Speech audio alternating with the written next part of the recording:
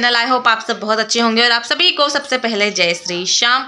आज है तिल चौथ, सब लोग उसे संकट चौथ भी बुलाते हैं और मैं तो ज़्यादातर तिल चौथ ही बुलाती हूँ। तो आज तिल चौथ में तिल का सेवन करते हैं, ये बताई है। हाँ ऑरेंज, ये हमारे प्रभु ने ऑरेंज ली है तो प्रभु कह रहा है हमारी ऑरेंज दिखाओ।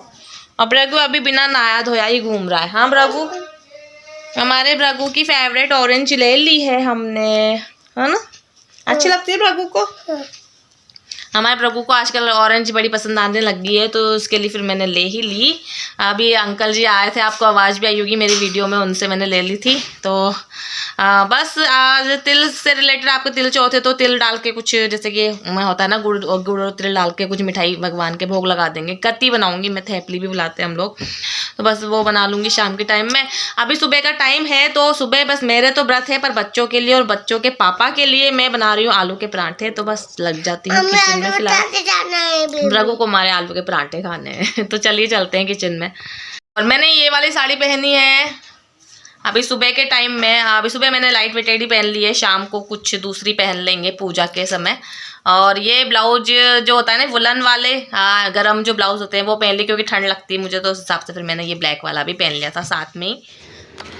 तो सुबह के टाइम में मैं सोच रही हूँ क्यों ना बच्चों के लिए और बच्चों के पापा दोनों के लिए बना देती हूँ आलू का पराठा। तो बस उसकी ही मैं मसाला बना रही हूँ। तो मैंने भृगु के लिए बिना मिर्च का निकाल दिया था क्योंकि वो मिर्च बिल्कुल भी नहीं खाता है, और उसके बाद मैंने इसमें लाल मिर्ची भी ऐड कर दी है। पर आज का जो पराठा मैं बना रही हूँ ना, तो होता है ना कि हम कम लोगों के लिए बनाते हैं तो ज़्यादा इसमें कुछ ऐड नहीं कर रही हूँ, मतलब बेसिक मसाले सारे डाल दिए हैं। पर स्पेशल जैसे कि होता है ना गरम मसाला ज़्यादा स्पाइसी बनाने के लिए लौंग काली मिर्ची जो मैं डालती हूँ वो नहीं डाली थी मैंने। और बस मैं यहाँ पर अपने आलू के पराठे को अच्छे से दबा दबा करके सेक लूँगी। दबा करके सेकने से ये होता है कि हमारा का आलू का पराठा थोड़ा सा क्रिस्पी बन जाता है, और मिष्टी के पापा को थोड़े से क्रिस्पी पराठे ही पसंद है, नहीं तो फिर वो होता है ना कि सॉफ्ट बनते हैं तो वो ज़्यादा अच्छे नहीं लगते हैं। तो बस यहाँ पर बच्चे वगैरह भी खा लेंगे, मिष्टी के पापा दोनों खा लेंगे। उसके बाद मैं मिलूँगी जस्ट आपको शाम को।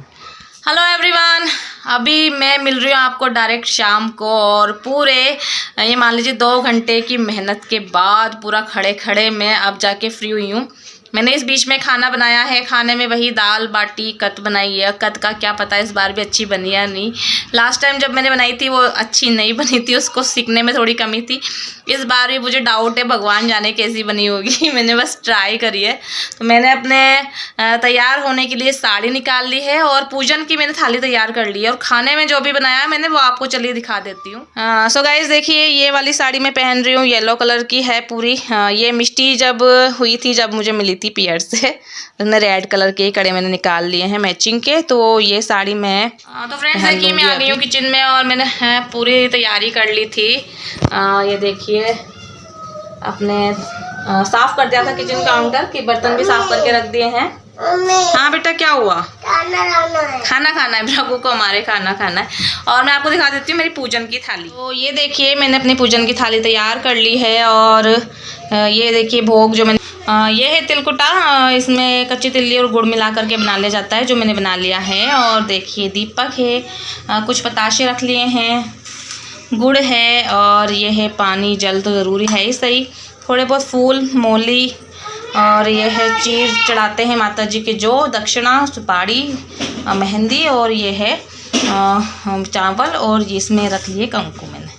तो ये मेरी पूजन की पूरी थाली तैयार हो गई है। तो देखिए कत बनाए हैं मैंने, अब क्या पता ये कैसे बने हैं, आई डोंट नो। पिछली बार बिगड़ गए थे, भगवान इस बार सही बन जाए, बस ये प्रार्थना है। और इसमें बनाई है दाल, ये देखिए मेरी दाल, वही उड़द चने वाली दाल बनाई है। दाल बाटी के साथ हम यही खाना प्रिपेयर करते हैं ज़्यादातर, ये वाली दाल ही। तो ये बनाई है। और मैं बता देती हूँ बाटी, ये देखिए मेरी बाटियाँ भी बन कर के रेडी हैं, ढक कर के रख दिए मैंने।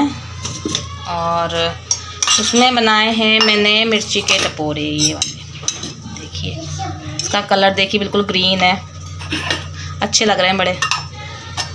ये बना ली है मैंने। खाने में जो मैंने बनाया है वो मैंने आपको दिखाई दिया है। तो फिलहाल मैं भगवान जी की कर लूँगी अभी आरती, भृगु मिष्टी को खिला दूँगी खाना, उसके बाद मैं मिलती हूँ आपको डायरेक्ट तैयार होकर। हाय फ्रेंड्स, देखिए तो मैं तैयार हो गई हूँ, और ये मेरी साड़ी अच्छे से बता देती हूँ। ये मैंने साड़ी पिन भी लगा लिया है और मैं बिल्कुल सिंपल रेडी हुई हूँ। इयररिंग्स नहीं पहने हैं क्योंकि ज़्यादा बड़े इयररिंग्स पहन लेते हैं ना तो फिर थोड़े से कान दुखने लग जाते हैं मेरे।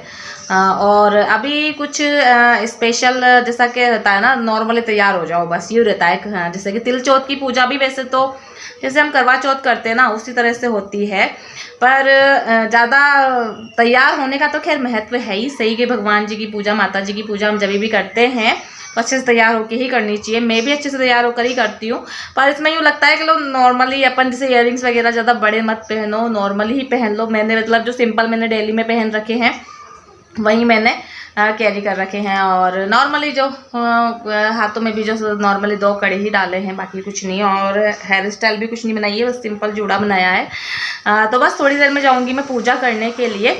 और रघु और मिष्टी दोनों को खाना खिला दिया था। और आप बता रहे थे ना मैं करवा चौथ और तिल चौथ 2 ही चौथ करती हूँ मैं। वैसे तो बहुत सी लेडीज़ें 4 चौथ भी करती हैं और ज़्यादातर बहुत सारी लेडीज़ें हर महीने की चौथ भी करती हैं, पर ये कहते हैं कि भाई 2 चौथ, करवा चौथ और तिल चौथ तो हमें ज़रूरी से करनी ही चाहिए। तो मैं सिर्फ 2 ही करती हूँ। तो बस अब मैं जाऊँगी पूजा करने के लिए। तो मैं अब आ गई हूँ आंटी जी के, और हमेशा से ही आंटी जी के ही पूजा करती हूँ मैं चौथ की। लास्ट टाइम जब मैंने करवा चौथ की पूजा करी थी वो मैं नहीं कर पाई थी क्योंकि आंटी जी कहीं उद्यापन वगैरह में गए थे, इसलिए फिर मैंने घर पर ही करी थी। पर यहाँ पर आ जाते हैं ना तो मतलब 5-6 लेडीज़ें इकट्ठे हो जाते हैं हम लोग, तो थोड़ा सा होता है ना सबके साथ मिलकर अगर पूजा करते हैं तो थोड़ा सा अच्छा लगता है।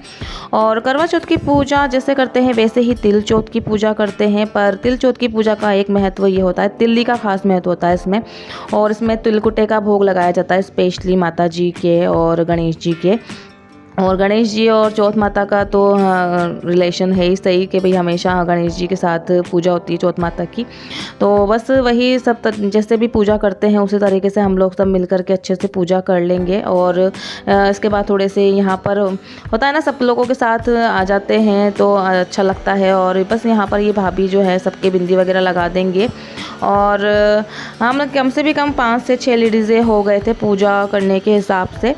और लास्ट टाइम जब तिल चौथ पड़ी थी ना उस टाइम पे काफ़ी ज़्यादा ठंड थी, पर इस बार ठंड थोड़ी कम थी, इसलिए मैं स्वेटर वगैरह पहन के नहीं आई थी। और देखिए ये है जोत, जोत जलाते हैं, मतलब होता है ना धूप लगाते हैं माता जी के, उस तरह से ऐसे कंडे को सुलगा करके और उसमें माता जी की धूप वगैरह करते हैं। तो इसमें ना क्या होता है दीपक के पास में रख देते हैं, डायरेक्ट इसमें माचिस नहीं लगाते हैं, इसको दीपक के पास में रख देते हैं और इसके पास में ही लोग जोत आ जाती है माता जी के, ऐसा मानते हैं। तो वो इस तरह से पूजा करते हैं यहाँ पर, तो अच्छा लगता है। और फिर इस जोत में ही हम थोड़ा सा भोग वगैरह भी लगा देते हैं, जैसे कि तिल कुटे का प्रसाद हुआ, आपने जो बनाया है कत वगैरह वो। तो हमारी पूजा हो गई है और बस अब हम लोग सब मिलकर कहानी सुनेंगे। घर का सारा काम करने जाती थी, बदले में बचा हुआ खाना देरानी जेठानी को दे देती थी। इसी प्रकार जेठानी के बच्चे भूखे मरने से बच जाते थे। जेठानी का पति लकड़ी काट कर बेचता था, किंतु वह अक्सर बीमार रहता था। तिलकुट्टे से मुंह झूठेगी फिर कुछ खाएगी। कथा सुनकर वह देवरानी के यहाँ गई। खाना बतलाकर बच्चों को खाना खाने को कहा तो बच्चे कहने लगे माँ ने व्रत किया है, वो भूखी है, हम कैसे खा ले, जब वो खाएगी तब हम खाएंगे। देवर को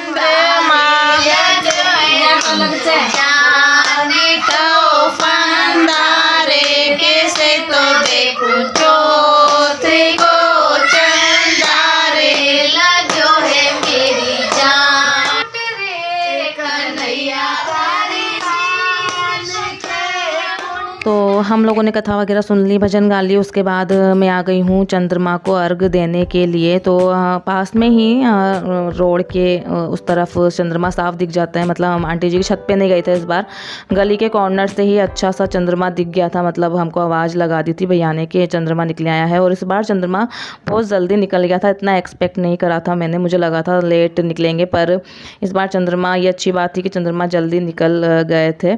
तो हमने अर्घ दे दिया था चंद्रमा को, सब लोगों ने, सारी लेडीज़ों ने मिलकर, ये जितनी भी हम लेडीज़ें थीं सब यहाँ पर आकर ही अर्घ दे रही थी। और बहुत सी ना एक्स्ट्रा लेडीज़ें जो थी आसपास की वो भी यहाँ पर आके दे रही थी अर्घ, क्योंकि यहाँ से अच्छा चंद्रमा दिख गया था। देखिए आप लोग भी देख लीजिए, चौथ का चंद्रमा बड़ी मुश्किल से दिखता है आज के दिन, पर आज ईजिली दिख गया। हेलो एवरीवन, तो मैं आ गई हूँ जस्ट अभी पूजा करके, चंद्रमा को भी अर्घ दे दिया था मैंने वहीं की वहीं। पहले हम लोगों ने भजन वगैरह गाए, उसके बाद इतने में टाइम निकल गया, चंद्रमा को भी फिर मैंने अर्घ दे दिया है। अब देखती हूँ मैं कितने बजे तक ये आएंगे, उसके बाद खाएंगे खाना या फिर मैं पहले खा लूँगी, ये पता नहीं। मैं सोच रही हूँ उनके आने का वेट कर लूँ, फिर ये आएंगे, उसके बाद हम लोग खाना वाना खाएंगे। फ़िलहाल अपने वीडियो को यहीं तक रखूँगी और अपने वीडियो को कर दूँगी यहीं पर एंड। आप लोगों को आज का मेरा वीडियो पसंद आया हो तो इसे लाइक ज़रूर कर दे, शेयर कर दे, चैनल को सब्सक्राइब कर दे। तब तक के लिए bye and take care. Bye कर दो भ्रागू, भ्रागू ने भी हमारा तिलक लगाया था। बाय। देखो मैंने भी लगाया था। हाय। तेरा दिख नहीं रहा है। देखो ये देखो। हाँ बेटू, ये क्या कर रहे हो? देखो देखो ये दिख रहा है मेरी। हाँ रे भ्रागू की। ए लड़ाई नहीं, चलो दोनों बच्चे लड़ते रहते हैं, ये क्या क्या करें। तो चलिए भाई, खाना वाना खाऊंगी मैं थोड़ी देर में, उनका वेट कर रही हूँ, उसके बाद खाएंगे हम खाना। और अब मिलूंगी आपको नेक्स्ट ब्लॉग में अपने। तब तक के लिए बाय एंड टेक केयर।